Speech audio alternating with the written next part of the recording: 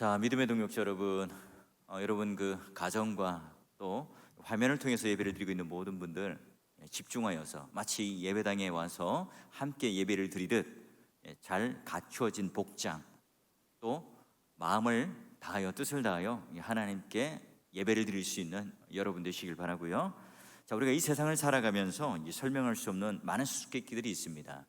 그런데 난생 처음 겪는 이런 코로나19 시대와 같은 그런 상황들, 또는 우리가 알 수 없는 초유의 긴 장마, 자연재해, 또 이런 일들을 우리는 설명할 수가 없어요. 자, 정치와 경제를 볼 때에도 여러분, 마치 장관 딸과 아들의 표창장 군대 이야기 틀면 그런 얘기밖에 나오지 않아요. 왜 국민이 그런 것까지 알아야 하는지 굉장히 피곤한 시대입니다. 서글프기도 하죠. 이런 때 우리는 마치 이 사회적 거리두기를 통해서 큰 감옥에 갇혀 있는 듯하고요, 또 굉장히 이 피로도 속에 살아가는 이 인생 중에 우리는 어떻게 하면 생을 즐기고 또 기쁘고 즐겁게 살아갈 수 있을까요? 우리가 알다시피 솔로몬 왕은 지혜의 왕이라고 할 수 있죠. 자, 그는 뛰어난 지혜와 삶의 경륜을 가지고 그의 인생에 이런 모순들, 또 수수께끼들, 또 이 문제들을 풀려고 무지 노력을 했습니다. 그러나 그의 인생은 항상 답을 찾는 게 아니라 미궁 속으로 빠져들어요. 자, 여러분 8장 11절을 한번 볼까요? 자, 악한 일에 관한 징벌이 속히 실행되지 아니하므로 인생들이 악을 행하는 데에 마음이 담대하도다. 죄인은 100번이나 악을 행하고도 장수하거니와 또한 내가 너니 하나님을 경외하여 그를 경외하는 자들은 잘 될 것이요. 여러분 8장 14절 한번 읽어주실래요? 시작. 세상에서 행해지는 헛된 일이라니 곧 악인들의 행위에 따라 벌을 받는 의인들도 있고 의인들의 행위에 따라 상을 받는 악인들도 있다는 것이라. 자, 오늘 말씀을 보십시오. 공의로운 이 왕의 눈으로 볼 때 악을 행하는 사람들은 당장 벌을 받아야 합니다. 그런데 어떻다고요? 당연히 벌을 받아야 할 사람이 더 악을 행함에도 불구하고 희귀낙락해요. 게다가 더 오래 사네요. 장수한답니다. 특히 이 독재자들은 왜 이렇게 오래 사는 겁니까? 게다가 선을 행하면 선으로 보상을 받아야 할 의인이 오히려 악인으로 오해를 받습니다. 게다가 악을 행하는 이 악인이 의인으로 둔갑을 내요. 부를 이루죠. 또 명예로운 삶을 살아갑니다. 세상에 어떻게 이런 일이 있을 수 있습니까? 모순이잖아요. 도대체 이런 것들을 보면 살맛이 나지 않습니다. 이런 모순과 이런 수수께끼를 보면서 답을 찾을 수 없고, 나는 마치 의인인데 악인으로 오해를 받고 고난과 핍박을 받으며 살아가는 그 인생이라고 생각할 때 세상 살맛이 나지 않아요. 게다가 대충 살다가 이 세상 그냥 끝을 내지, 이런 생각을 가질 수 있죠. 성경은 그러면 우리를 향해 이런 허무주의 또는 염세주의자로 살기를 원할까요? 그렇지 않습니다. 오히려 하나님께서는 우리를 향해서 어떻게 살기를 원하죠? 이 세상에는 우리의 눈으로 볼 때 난제들도 많고요, 수수께끼들 많고 모순들도 많습니다. 그렇다고 해서 이 세상을 포기하거나 대충 살거나, 또는 이 세상 사람들과 함께 그런 허무주의 또는 염세주의에 빠져서 살기를 원하지 않습니다. 세상이 아무리 복잡해도 내가 지금 현재 살아있는 것 자체가 대단한 일이죠. 하나님께서 오늘 우리에게 그 인생의 코의 호흡을 지금 이 시간까지 지켜주시고 허락하지 않으면 어느 누구도 지금 이렇게 서 있을 수가 없어요. 세상이 아무리 복잡해도 아무리 어려운 것 같아도 오늘 우리가 이렇게 하나님 자녀로 이 땅에 살아있다는 것 자체가 너무나 귀하고 아름다운 일입니다. 그런 여러분, 우리는 세상 사람들과는 다른 시각과 각도에서 살아가요. 자, 3절을 한번 보게 되면, 9장 3절을 보게 되면 모든 사람들의 결국은 일반이에요. 해 아래에서 행하는 모든 일들의 악 가운데 인생의 마음엔 악이 가득합니다. 그들의 평생에 미친 마음을 품고 있다가 죽은 자들에게 돌아가요. 누구나 다 죽는다는 거죠. 그런데 바로 오늘 우리가 산자들에게 소망이 있다는 것은 산개가 죽은 사자보다 낫기 때문이다. 자, 그 어느 누구라도요, 어떤 삶을 살든 자기 수명을 다하면 다 묘지로 갑니다. 흙으로 덮이죠. 분명한 사실입니다. 솔로몬은 그 당시 유명한 속담, 산개가 죽은 사자보다 낫다. 무슨 말이죠? 어떻게 사자와 개가 비교됩니까? 아무리 대단하고 아무리 능력 있고 아무리 뛰어나더라도 죽은 왕보다는 살아있는 사람이 낫다는 거예요. 우리가 살아있는 사람, 그 사실 하나만으로 소망이죠. 왜냐하면 이 세상에 생명을 떠난다면, 생명을 잃는다면 앞날에 대한 꿈도 없고 희노애락도 없을 것이고, 또 뭐 우리의 그런 마음과 감정과 지금 이렇게 살아가는 그 모든 나날들이 오늘 우리들에게 사라지죠.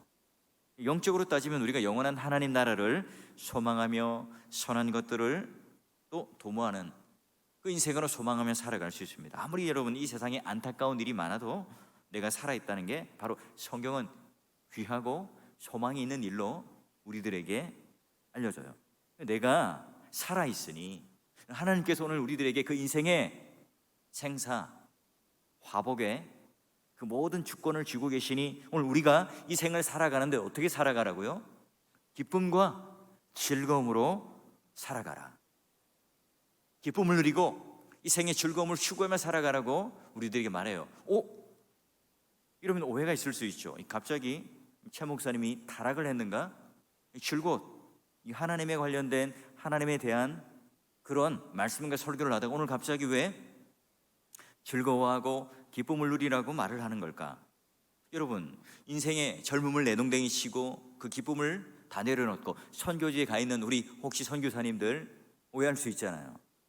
게다가 여러분, 코로나19 이런 상황 때문에 재난을 당하고 또 경제적인 어려움과 고통 때문에 눈물과 또 피땀으로 얼룩진 이 성도들은요, 이 말을 들을 때 잘하면 오해할 수 있습니다. 믿음의 동역자 여러분, 그런데요, 하나님께서 우리가 이 세상을 살아가면서 도대체 하나님 자녀라면 우리 얼굴을 찌푸린 채로 또 그림자가 가득한 채로 우리 마음의 염려와 걱정과 두려움이 가득한 채로 이 땅을 살아가라고 하실까요?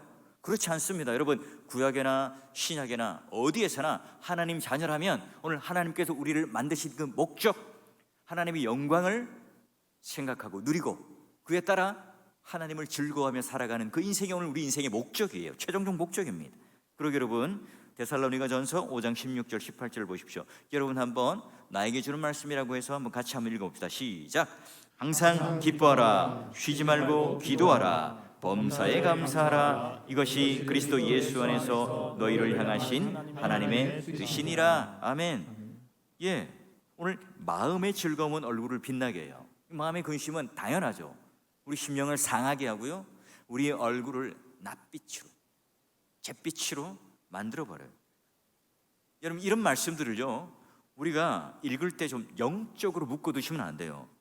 항상 우리가 영적인 것들, 신비로운 것들, 이런 것들을 생각할 때 오늘 우리가 초월적이고 일상의 삶을 벗어난 그 뭔가 막연한 어떤 신비로운 어떤 세계 속에 살아가는 것처럼 생각해요. 그럼 여러분, 여기 말하는 범사는 우리의 영뿐만 아니라 육, 마음까지 모든 그 전인적인 모든 부분을 다 말합니다. 여러분, 우리가 배고프면 어떻게 됩니까? 먹어야죠. 목마르면 어떻게 합니까? 마셔야 합니다. 그런 우리는 육체를 가졌어요. 예수님조차도 그런 육체의 한계를 가지신 분 아닙니까? 예수 그리스도를 통해서 우리가 구원받은 성도라면 늘 우리가 생애를 사는 이 즐거움과 또한 사는 재미를 누리고 살아가도록 우리들에게 허락하셨어요. 그게 바로 오늘 우리가 가장 기본적으로 생각하는 의식주 아닙니까?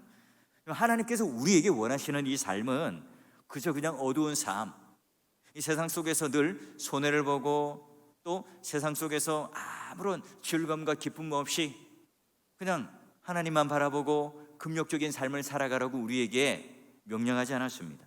주님은 우리가 이와 같은 코로나19 시대 속에 사람들이 다 절망하고 어려워하고 낙담하지만 그 속에서도 여러분, 우리는 기뻐하시길 원해요.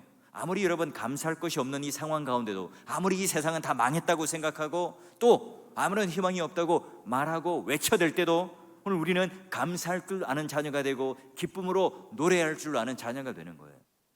여러분, 한번 선지서를 보십시오. 이 나라가 망해가고 경제가 폭망하고 그런 세상의 열국들로 인하여 그렇게 핍박과 환난을 받는데도 선지자는 기뻐하라, 즐거워하라. 왜요? 하나님의 구원이 오늘 우리 가운데 있고 이 세상에 너희들이 왕이라고 여겼던 힘 있는 왕들은 진짜 왕이 아니라 하나님이 진짜 왕인데 너희들 가운데 계시니 그로 인하여 기뻐하라 말씀하세요. 마찬가지죠, 여러분.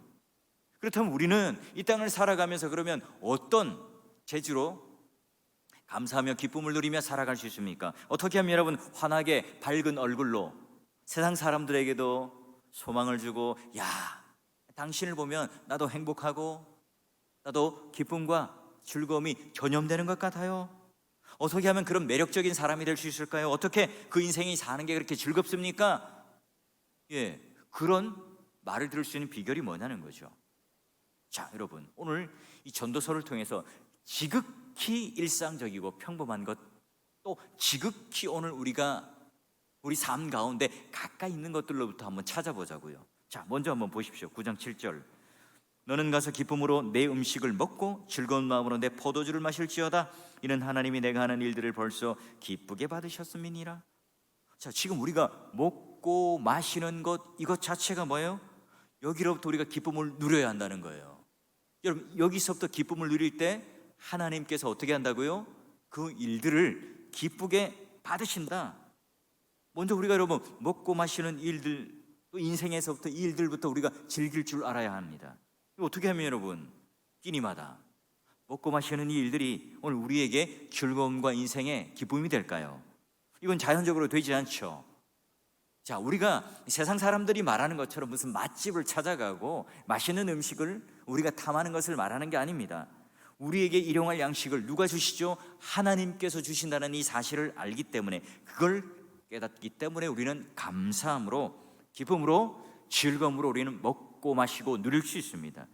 그러니 여러분, 하나님의 자녀는 오늘 우리가 먹는 이 모든 식탁 위에 오르는 것들 다 하나님께서 우리에게 주신 선물이라고 여기기 때문에 우리는 즐거운 마음으로, 기쁜 마음으로 그 선물을 먹고 마시고 누려요.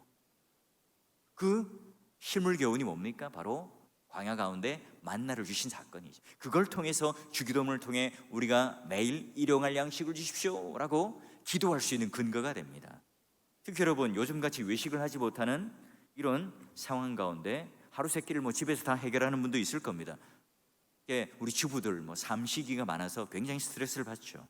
그럼 빠듯한 이 살림 가운데 그래도 식탁을 좀 정성스럽게 준비하기 위해서 시장에 가서 또 알뜰살뜰 또 식재료를 사와서 열심히 지지고 볶고해서 요리를 해서 만듭니다. 그런데 여러분, 식구들이 와 하고 달려 들어와서 이렇게 막 맛있게 밥을 먹으면 괜찮은데, 그렇지 않을 때 어떻게 돼요? 왔는데 젓가락으로 막 이렇게 좀 뒤적거리기도 하고, 그 입에 갖다 대지 않으면 그렇게 수고하고 또 내가 마음의 기대감을 가지고 요리를 했지만 섭섭하죠. 때로는 눈물이 글썽글썽할 거예요. 여러분, 자신이 수고한 것들에 대해서 알아주지 못할 때, 정성 들여 내가 기쁘게 음식을 준비했을 때 가족들이 알아주지 못할 때, 또 맛있게 먹어주지 못한다면 서운하죠. 반면에 가족들이 아주 기쁘게 감사하게 행복함으로 그 음식을 먹는다면, 와, 다음에 내가 좀 더 요리를 더 잘해야지, 더 맛있게 봐야지, 그런 헌신의 마음이 들지 않겠어요? 자, 이건 하나의 예화인데요, 마찬가지입니다. 하나님께서 우리에게 매일매일 일용할 양식들을 주세요. 그런데 우리가 그걸 먹고 마시면서 즐거워하는 마음이 없어요? 기쁨을 누리지 못합니다. 여러분, 그런 모습을 볼 때 하나님께서는 어떻게 하시겠어요? 그냥 먹고 마시는데 늘 투덜댑니다. 여러분, 하나님 편에 볼 때 굉장히 기분이 나쁘시겠죠. 여러분, 그러기에 하나님께서 오늘 우리에게 주신 그 일용할 양식을 내가 먹고 마시는데 그 기쁨과 즐거움을 누리지 못한다면 우리는 하나님께 죄를 짓는 거죠. 우리는 식탁에서부터 기쁨과 즐거움과 행복을 누리며 살아갈 줄 아는 자들이에요. 이건 하나님이 좋아하시는 일입니다. 그러므로 우리가 먹고 마시는 데부터 생애에 우리 삶을 살아가는데 기쁨과 즐거움을 아는 이 지혜를 터득하라. 솔로몬은 우리들에게 말합니다.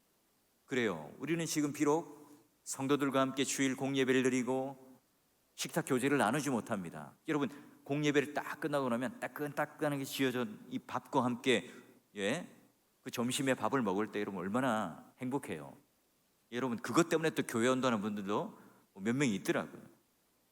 여러분, 이런 식탁을 이제 우리 공동체 가운데, 교회 가운데 누리지 못하지만 여러분, 가정 안에서 이런 식탁의 즐거움으로 생애의 기쁨을 누릴 수 있는 가족들이 속에서 이런 일상적인 오늘 우리가 먹고 마시는 식사이지만 그 속에서부터 오늘 하나님께서 이 일을 기뻐하시고 내가 그 일용할 양식이 바로 하나님께로부터 왔다는 이 감사와 기쁨을 누릴 줄 아는 데부터 여러분이 오늘 이와 같은 이 생애의 기쁨과 즐거움을 누릴 줄 아는 자가 되기를 주의 이름으로 축원합니다.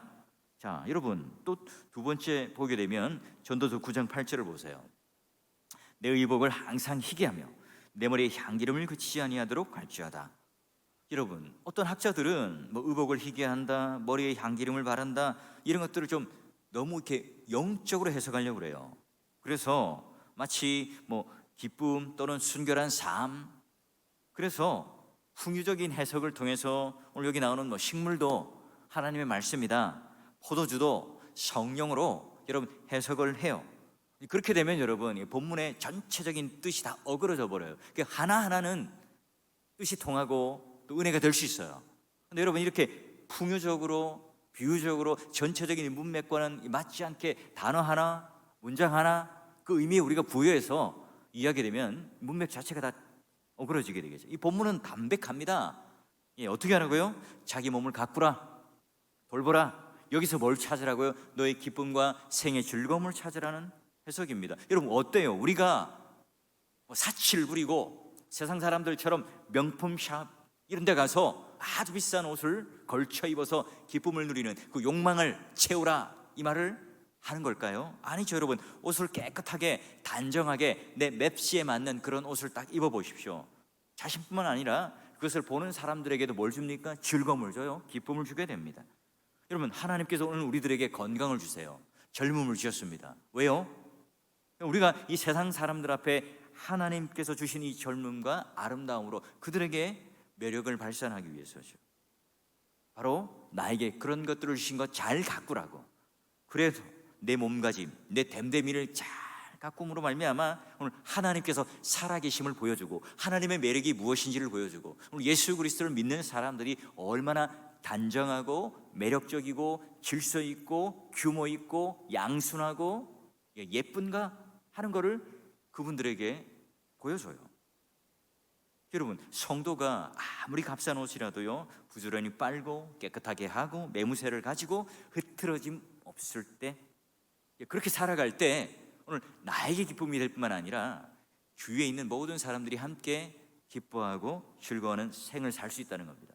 우리 믿음의 선배들은 어떻습니까?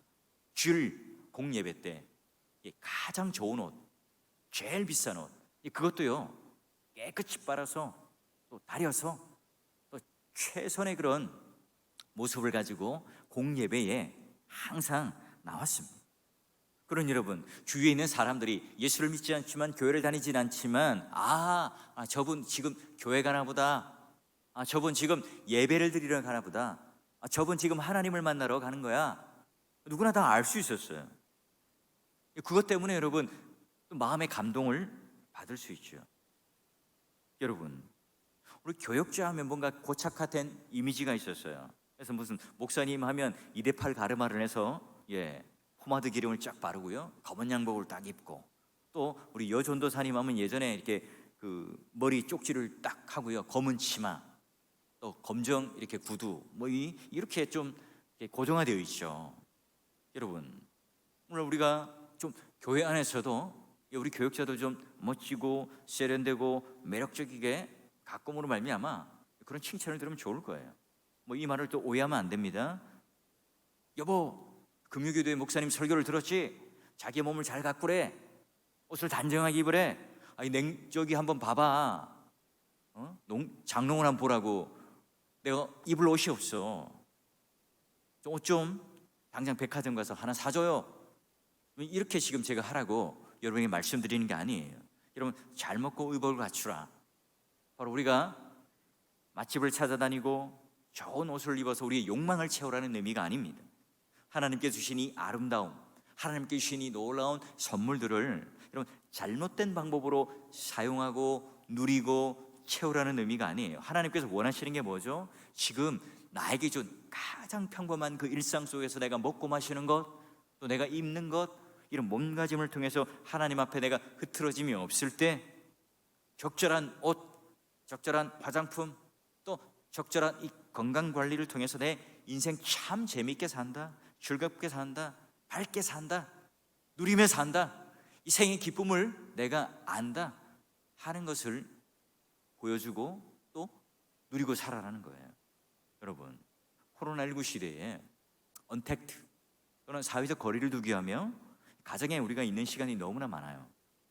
여러분, 결혼하면 이제 미천 다 드러났으니까 대충 우리는 살자, 이게 아니라 항상 우리가 이 몸가짐을 가지고, 예배도 마찬가지입니다. 지금 우리가 함께 이렇게 현장 속에서 예배를 드리지는 못하지만 여러분, 영상을 통해서 예배를 드릴 때 오히려 집에서 화면 앞에 딱 설 때도 여러분 평상시 예배 드리는 그 옷 매무새와 그 마음가짐을 가지고 예배를 드리셔야 합니다.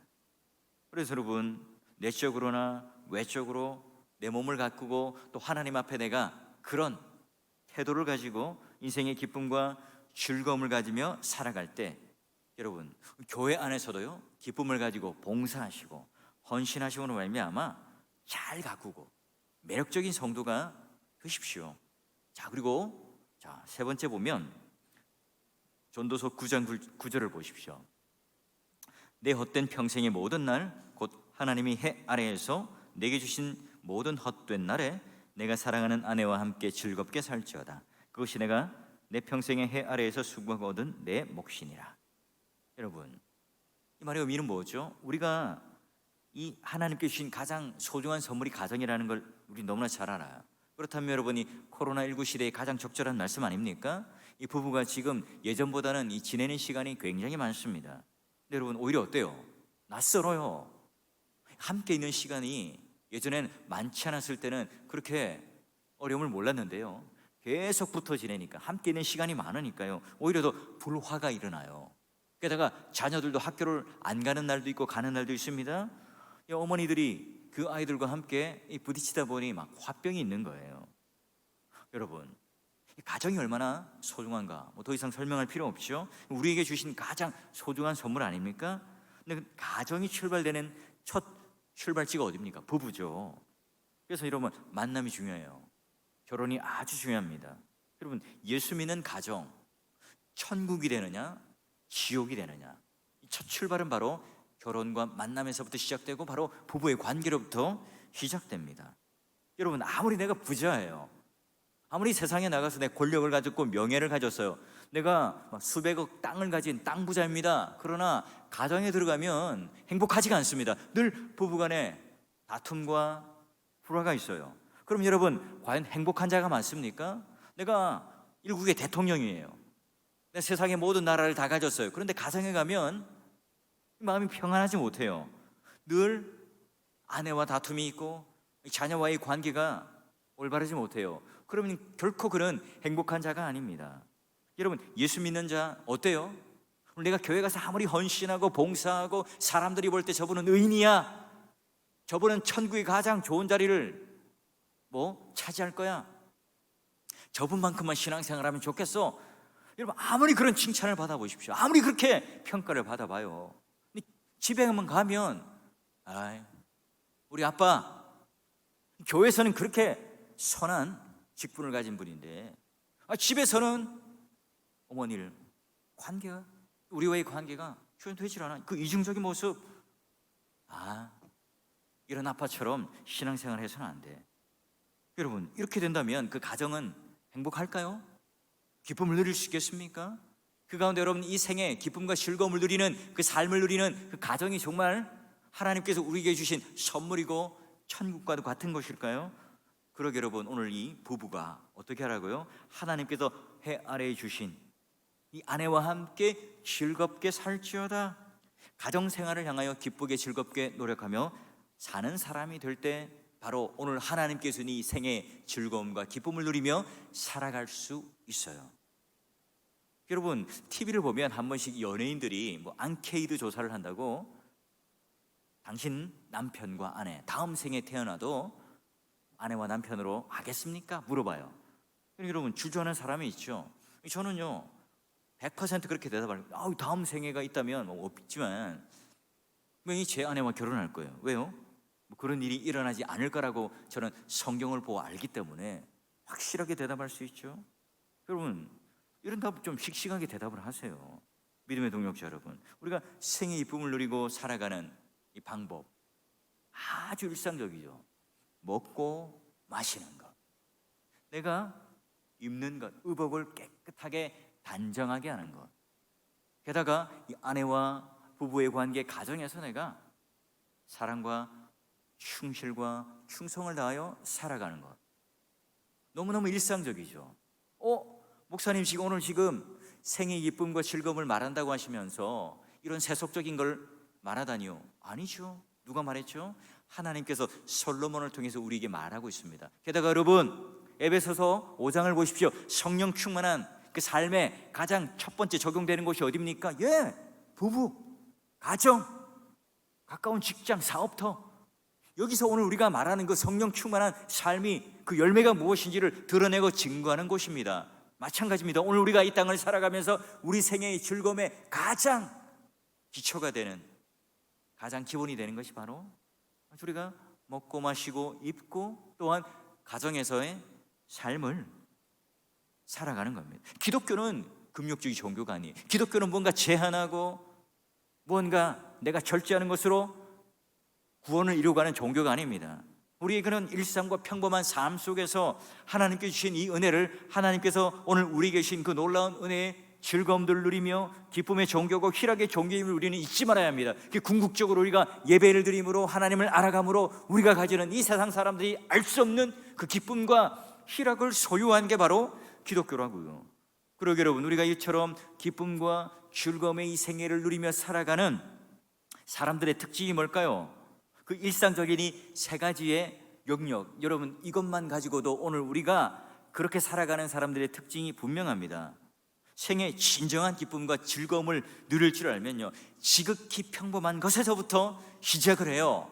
와, 나는 기쁨과 즐거움과 만족이 되는 그런 하나님의 삶을 살겠다. 당장에 신학교 가야지, 당장에 내가 비행기표를 끊어서 선교지를 갈 거야. 아니요, 그렇게 하실 필요 없습니다. 지금 있는 내 삶의 현장 속에서도 매일 먹는 하루 세 끼, 그 밥을 먹으면서 하나님께 감사할 줄 알고 기쁨을 누릴 줄 알면 거기서부터 우리 인생의 즐거움과 기쁨이 시작됩니다. 내가 입고 있는 옷, 내가 단정하게 살아가는 삶의 태도, 그게 언제나 내 윗사람에게, 내 권위에게 정말로 겸손하고 정말 존경하는 그 태도를 보일 때, 그 권위 있는 사람만 즐거워하는 것이 아니에요. 내가 바로 그 즐거움을 누릴 수 있어요.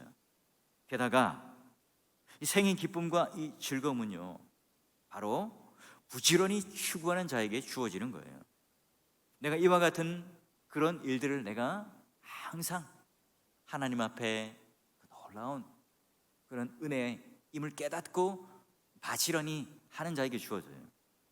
그리고요, 제일 중요한 건 이 생의 기쁨과 이 즐거움은 이와 같은 믿음의 눈을 가진, 믿음의 시각을 가진 자들에게만 발견돼요. 이 평범한 일상 속에서 하나님을 즐길 줄 아는 삶, 정말 이 생애의 진정한 기쁨과 즐거움을 누릴 줄 아는 삶, 그 내 인생의 풍요로움과 이 값진 삶, 보람 있는 삶을 살 수 있기 위해서는요, 내가 그런 믿음의 눈을 가지고 볼 줄 알아야 합니다. 하나님께서는 우리가 이 일을 하라고, 우리가 이렇게 살아가라고 우리를 살려주셨고 우리를 구원하여 주셨어요. 자, 전도서 3장 13절을 볼까요? 여러분 한번 같이 읽어봅시다. 시작. 사람마다 먹고 마시는 것과 수고함으로 나를 누리는 것이 하나님의 선물인 줄도 또한 알았도다. 그렇습니다. 먹고 마시는 것과 자기를 가꾸는 것과 가정생활에 주신 이 기쁨, 누가 주셨다고요? 하나님이 선물로 주셨다는 것을 알았어요. 믿음의 눈을 가진 사람은요, 내가 누리고 있는 게 자기 손에 있는 것이 아니라 하나님이 주셨다는 것을 믿어요. 하나님이 주셨다는 이 믿음의 고백이 있을 때 내가 이 먹는 음식이 맛있겠죠? 기쁘겠죠? 감사합니다.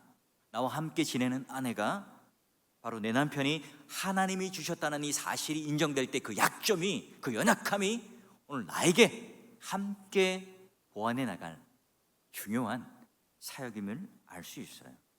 날마다 얼굴을 보고 내 몸을 보고 또 그 모든 하나하나가 오늘 하나님께 주셨다는 사실을 깨닫고 알 때에 귀하게 보입니다. 하나님의 형상으로 보이죠. 왼수가 아니라 하나님의 형상으로 보여요. 믿음의 눈을 가진 사람은 아무리 평범한 일상이라도요, 그 속에서요 기쁨을 길어내요.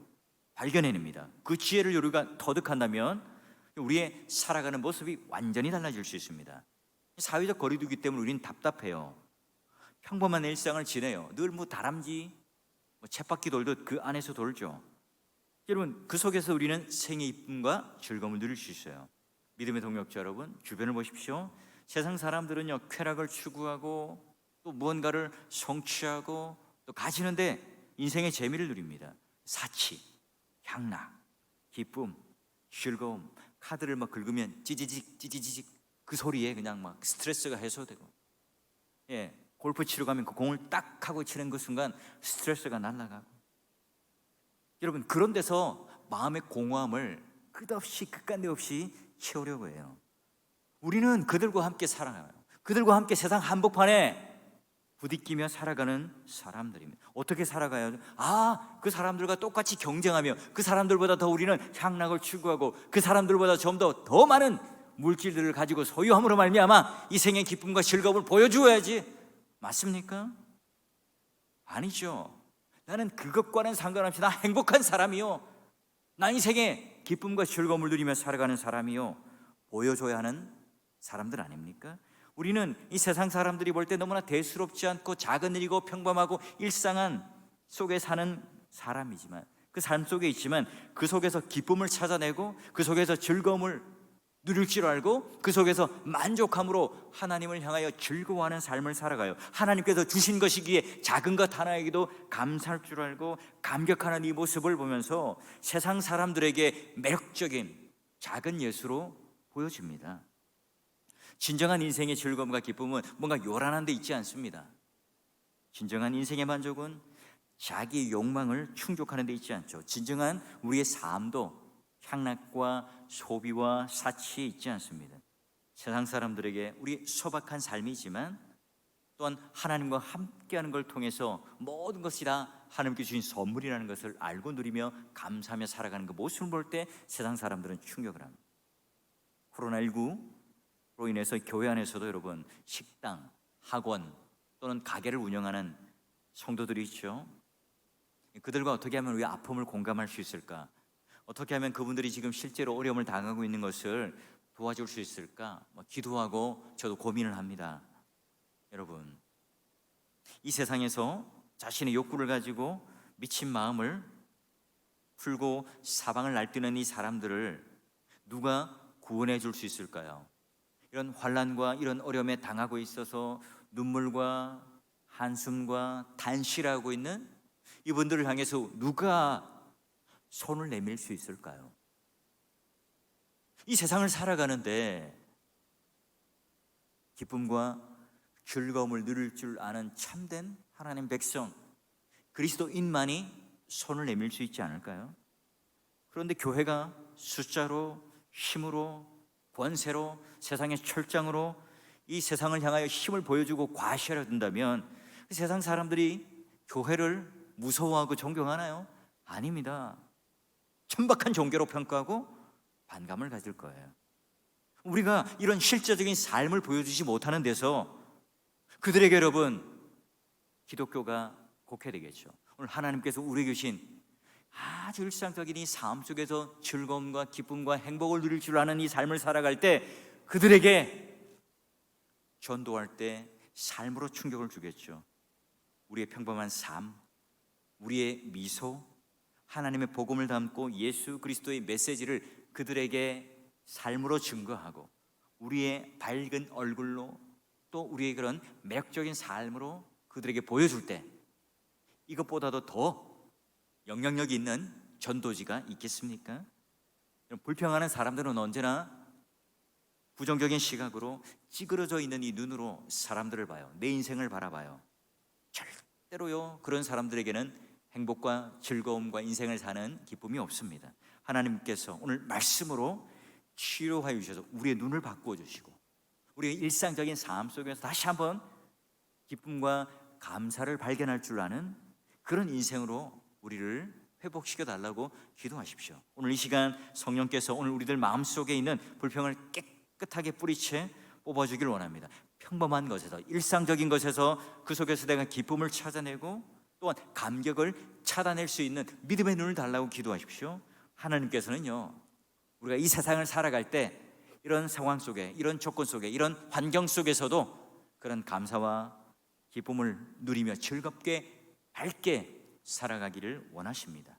믿음의 동역자 여러분, 힘들고 이 어려운 시절 속에, 그러나 다시 한번 우리가 믿음의 눈을 가지고 지극히 평범하고 지극히 일상적이지만 하나님 자녀답게 그 평범한 일상 속에서 하나님께 주신 그 놀라운 선물을 발견하며 기쁨을 누리며 다시 한번 그 희락을 이 세상 속에 선물하는 충격적인, 멋지고 매력적인 메시지를 줄 수 있는 그런 그리스도인 성도가 되실 수 있기를 주의 이름으로 축원합니다.